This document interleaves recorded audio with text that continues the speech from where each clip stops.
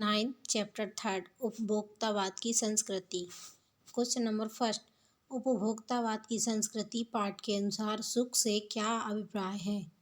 Answer, उपभोक्तावाद की संस्कृति पाठ में लेखक श्यामाचरण दुबे सुख का अभिप्राय विभिन्न भ्रामक वस्तुओं तथा साधनों के उपभोग से मिलने वाली संतुष्टि को मानते हैं। भ्रामक अर्थात जो भ्रम में हमें डालते हों।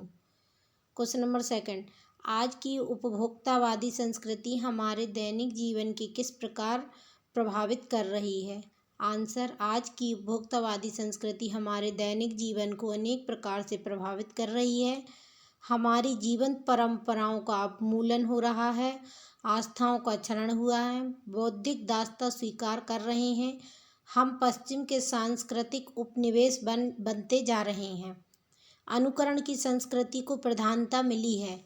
प्रतिष्ठा की अंधी स्पर्धा में स्वयं को खो रहे हैं। संस्कृति नियंत्रण शक्तियाँ नष्ट हो रही हैं। हम अन्य द्वारा निर्मित होते जा रहे हैं। हमारे संसाधनों का घोर अपव्यय हो रहा है। जीवन की गुणवत्ता दिन प्रतिदिन गिरती जा रही है। समाज के विभिन्न वर्गों के बीच दूरियां बढ़ रही हैं। नैतिक मापदंड तथा मर्यादाएं लगभग समाप्त हो गई हैं। यह सब भविष्य के लिए खतरे के संकेत हैं।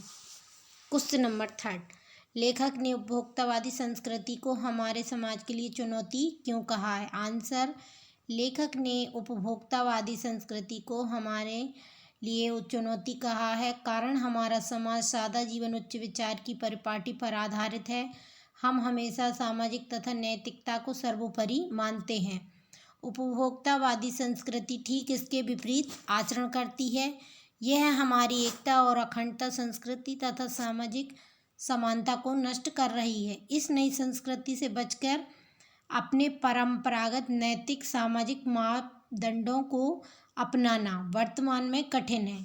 अतः लेखक ने उपभोक्तावादी संस्कृति को हमारे समाज के लिए बड़ी चुनौती कहा है। क्वेश्चन नंबर फोर्थ, जाने अनजाने आज के माहौल में आपका चरित्र भी बदल रहा है और उत्पाद को समर्पित होते जा रहे हैं। पंक्ति का आशय स्पष्ट कीजिए। उपर्युक्त पंक्ति में लेखक ने उपभोक्तावादी संस्कृति को अपनाने के फलस्वरूप मनुष्य में आए चारित्रिक परिवर्तन के कारणों को उल्लेखित किया है। आज का मानव भोग को ही सच्चा सुख मान बैठा है। वह विभिन्न बहुत प्रचारित उत्पादों के पीछे आंख बंद करके भागते जा रहे हैं। अर्थात जो हम रोज नए नए उत्पाद देखते हैं हम उनके पीछे ही भागते जाते हैं। जैसे कि टीवी पर ऐड देखना वगैरह और किसी चीज़ के बारे में सुनना। मनुष्य का चरित्र उसके प्रभाव से धीरे धीरे परिवर्तन की ओर अग्रसर हो रहा है।